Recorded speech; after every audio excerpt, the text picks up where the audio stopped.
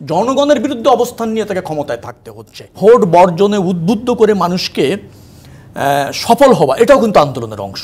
আওয়ামী লীগ ক্ষমতার লোভে পড়ে কিন্তু তাদের যে ক্ষতি হচ্ছে সাংগঠনিকভাবে এবং রাজনৈতিকভাবে, সেটা হয়তো অনুধাবন করতে শুরু করেছে মাত্র। নেতৃত্বের যে পরিবর্তন আসবে সেটি কি গ্রহণযোগ্য পরিবর্তন হবে? মানে সবাইকে তখন কি একত্র করা যাবে, সেখানে বিভেদ তৈরি হবে না? নেতৃত্বের ঠিক পরিবর্তন না, নেতৃত্বের বিন্যাস হবে। আচ্ছা, বিদ্যমান পরিস্থিতি, সম্ভাব্য পরিস্থিতি, পরিবর্তিত পরিস্থিতি বিবেচনা করে নেতৃত্বের বিন্যাস হবে, এবং সেটা সময়ের দাবি। সেটা একটা সংগঠনের নিয়মতান্ত্রিকভাবেই হয় এবং ধারাবাহিকভাবেই এটা হয়, তার অংশ। আপনি বলছিলেন যে দেখেন, আন্দোলন যে প্রক্রিয়ার মধ্যে বিএনপি আছে, সেটা কি আন্দোলন বলবেন কিনা বা আন্দোলনকে ব্যর্থ বলবেন কিনা ইত্যাদি ইত্যাদিভাবে বলার চেষ্টা করা হয়। এখন দেখুন, জনগণকে জাগ্রত করাও কিন্তু আন্দোলনের অংশ। এই যে বিভিন্ন শক্তির সাথে, অর্থাৎ রাজনৈতিক অন্যান্য শক্তির সাথে কিন্তু আমাদের সমন্বয় করা, এটাও আন্দোলনের অংশ। আবার বিভিন্ন মতের সাথে সমন্বয় করাও আন্দোলনের অংশ, যেগুলি কিন্তু আমরা ক্রমাগতভাবে করছি। আবার ধরেন, এই যে ভোট বর্জনে উদ্বুদ্ধ করে মানুষকে সফল হওয়া, এটাও কিন্তু আন্দোলনের অংশ।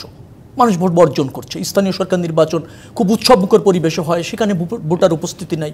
আমাদের আহ্বানে এবং আমাদের ন্যায্যতাবিদ জনগণ সমর্থন জানিয়ে কিন্তু ভোট বর্জন করছে। ভোটাধিকার, গণতন্ত্র, যেটা আমাদের আন্দোলনের মূল ইস্যু ছিল, তো সেটার সাথে জনগণের রেসপন্স পাওয়া যাচ্ছে ব্যাপক হারে। তো সেগুলো তো আন্দোলনের সফলতা। নগদে 500 টাকা বা তার বেশি পেমেন্টে পেতে পারেন ঢাকায় জমিসহ 20 কোটি টাকার পুরস্কার। আবার ধরেন, নিয়মতান্ত্রিক কর্মসূচিগুলি আমরা করছি, গণতান্ত্রিক কর্মসূচিগুলি আমরা কিন্তু পালন করছি, প্রতিনিয়তই করছি। আপনি দেখবেন সেখানে ব্যাপক লোকের উপস্থিতি হচ্ছে। তো সেই লোকগুলি তো প্রস্তুত হচ্ছে, শানিত হচ্ছে, এগুলি কিন্তু সব আন্দোলনের অংশ। আবার ব্যর্থ এবং বিতর্কিত নির্বাচন সরকার করতে বাধ্য হয়েছে বা হচ্ছে, এটাও কিন্তু আন্দোলনের সফলতা।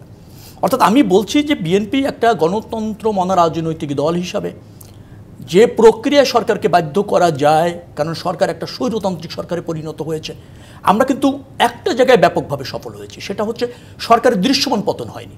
কিন্তু আওয়ামী লীগ নামীয় একটা রাজনৈতিক দল এক সময়কার, সে কিন্তু স্বৈরশাসক হয়ে গিয়েছে। সে কিন্তু আমাদের রাজনৈতিকভাবে মোকাবিলা করতে পারেনি। ক্ষমতার লোভ তাকে এমনভাবে গ্রাস করেছে এবং গণতন্ত্র ভোটাধিকারের বাইরে গিয়ে রাষ্ট্রের জনগণের বিরুদ্ধে অবস্থান নিয়ে তাকে ক্ষমতায় থাকতে হচ্ছে, একটা অনৈতিক প্রক্রিয়ায়। তো সেটাও কিন্তু আন্দোলনের অংশ। এখন আওয়ামী লীগ কী হচ্ছে, একটা পরিত্যক্ত রাজনৈতিক দল হয়েছে, বিতর্কিত রাজনৈতিক দল হয়েছে। জনগণ একেবারে বর্জন করেছে তাদেরকে। আগামী দিনে রাজনীতি নিয়ে জনগণের কাছে যাওয়ারও পথ ক্রমান্বয়ে রুদ্ধ হয়ে যাচ্ছে। অতএব আপনি যদি এই আন্দোলনকে ব্যর্থ বলার কোনো সুযোগ নাই, এটা একটা সমন্বিত আন্দোলন। এর লক্ষ্য বিস্তৃতি কিন্তু অনেক গভীর। আওয়ামী লীগ ক্ষমতার লোভে পড়ে কিন্তু তাদের যে ক্ষতি হচ্ছে সাংগঠনিকভাবে এবং রাজনৈতিকভাবে, সেটা হয়তো অনুধাবন করতে শুরু করেছে মাত্র। অর্থাৎ আমি বলতে চাচ্ছি যে স্বৈরশাসক হয়ে গেলে তাকে কিন্তু ক্ষমতার বাইরে যেতে হয়। এখন আপনি কয়েকদিন আগে যাবেন আর কয়েকদিন পরে যাবেন, সেটা নিয়ে হয়তো বিতর্ক থাকতে পারে। সুয়ার্তুর সময় লেগেছে, স্টালিনের সময় লেগেছে, হোসনি মোবারকের সময় লেগেছে, ইয়াহিয়ারকেও সময় লেগেছিল। নিশ্চয়ই সেই সময় আওয়ামী লীগের জন্য ঘনিয়ে আসছে। অতএব এটা সময়ের ব্যাপার মাত্র।